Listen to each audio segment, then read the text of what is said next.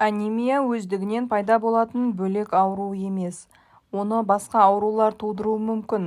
Олар жұқпалы қабыну, онкологиялық, ішек-құрт аурулары, патологиялық босану мен етеккір немесе тағы басқалары себеп болуы мүмкін. Анемияны қан аздық деп те атайды. Негізінде ол қанның мөлшерін емес, қандағы оттегінің, эритроциттердің немесе гемоглобиннің төмен екенін сипаттайтын ауру.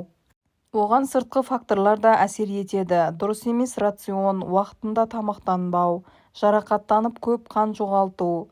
Операция анемияны тудырады.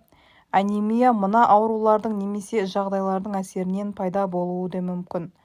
Ол геморрой, жарақат, ойық жара, асқазан аурулары. Анемия ағзада кей заттардың жетіспеуінен де болады. Мысалы, B12 дәрумені мен фолий қышқылының балаларда С дәруменінің тапшылығы және пиридоксиннің аз болуынан анемия болады. Бұл заттардың барлығы гемоглобин мен эритроциттердің түзілуіне әсер етеді. B12 дәрумені мен фолий қышқылы адамның тұтынатын тағамында болмауы немесе өте аз болуы мүмкін. Оған алкоголизм мен нашақорлық, бауыр мен асқазанның созылмалы аурулары да әсер етеді. Анемия ағзаға темірдің көп мөлшері қажет болған жағдайда пайда болады, ал темір мөлшері мына жағдайларда азаяды.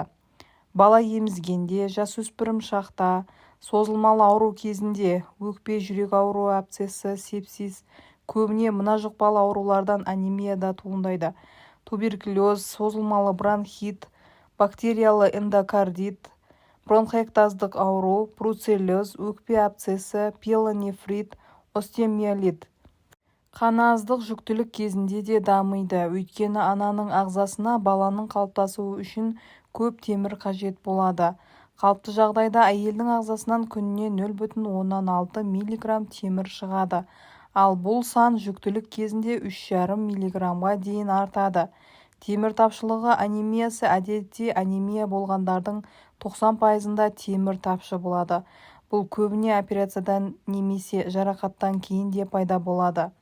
Темір эритроциттің маңызды компоненті. Ағзаға, әсіресе осы элементті қалпына келтіру қиынға соғады. Ағзадан күніне 1 мг темір шығатындықтан оның орнын осыншалықты қайтарып отыру керек.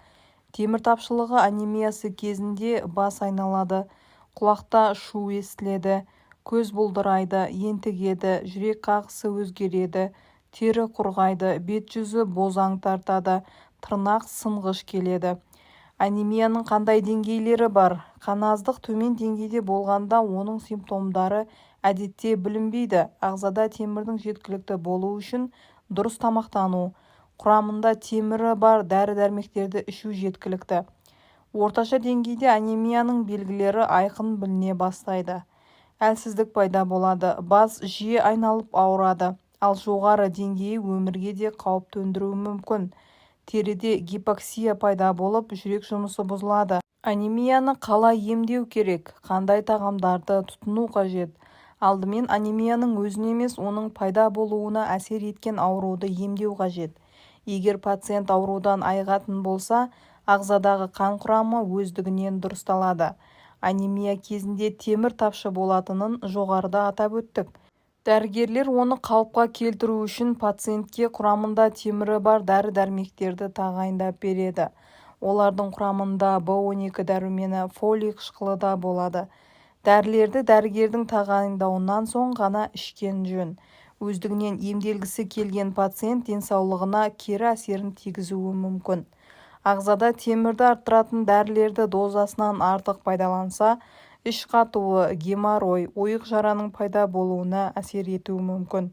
Көп қан жоғалтқан жағдайда донор қанын құю қажет болып та жатады. Қан аздықты ертеректе диета көмегімен де емдеген.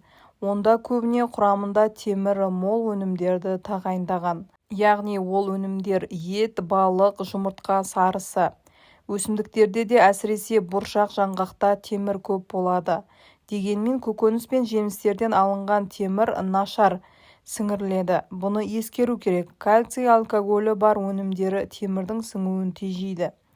Шай, дәлірек айтқанда құрамында танин бар шайларда темірді сіңіруге кедергі келтіреді. Сондықтан шайды тамақтан бірнеше сағаттан кейін ішу қажет.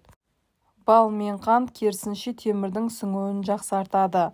Фолий қышқылы аз кезде көкшөп көкөністер пайдалы. Құрамында мына заттары бар минерал суды ішкен жөн. Яғни ол темір, сульфат, магний гидрокарбонаты. Егер сізде жоғарыда айтылған қаназдықтың белгілері пайда болса, оны ұзақ созбай дәрігерге көрінгеніңіз абзал болады. Осы және басқа да пайдалы ақпараттарды жіберіп алмау үшін каналға тіркеліп лайк басып кетіңіз.